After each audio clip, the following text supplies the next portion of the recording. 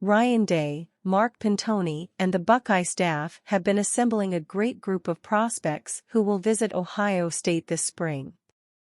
It all starts with the Buckeyes' first spring practice on March 7 and goes through the Ohio State spring game on April 15. Bucknuts has been keeping a running list on the front row message board of the recruits who will be visiting Ohio State this spring. Many of those prospects have already been offered a scholarship by the Buckeyes. However, some have not, at least to this point. Ohio Governor Mike DeWine, R., called on President Biden to visit East Palestine, Ohio, as residents are concerned about their health after the train derailment released toxic chemicals into the town. DeWine joined Fox and Friends Thursday to discuss how the state is handling the aftermath of the disaster. Ohio Governor Mike DeWine said it's absurd that the train, which derailed on February 3, wasn't classified as carrying high hazardous material, and he is calling on Congress to take action. A train with 50 cars, 10 of them carrying vinyl chloride, derailed in East Palestine.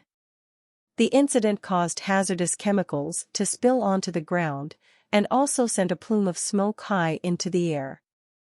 DeWine said he has been in touch with the EPA, who said the air quality should only be a temporary issue. What they tell us is that for the short term, this is no problem, should not be a problem. If that persists for year after year and people continue to breathe that, then yes, it would in fact be a problem. DeWine said they are doing everything they can to monitor the air and water and reassured citizens that their drinking water is safe to consume. I think we have to make a distinction. Drinking water is coming from wells way down in the ground.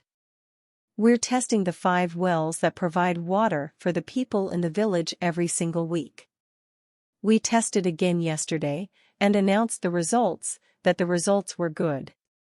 DeWine said residents can immediately access a health clinic and be examined regardless of insurance. In the long term, DeWine said there will be a very significant fund set up to address any long-term health impacts. The railroad is going to have to establish that fund in conjunction with officials. Ultimately, that will be supervised by a court, he said, adding that the president should visit the area to show his support. The president needs to come. The people want to see the president. He should be there, said DeWine.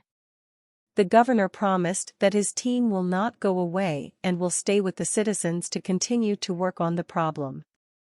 Ohio officials evacuated residents 3 days after the derailment while they conducted a controlled release of vinyl chloride, which was intended to prevent an explosion, but sent thick chemical smoke into the air.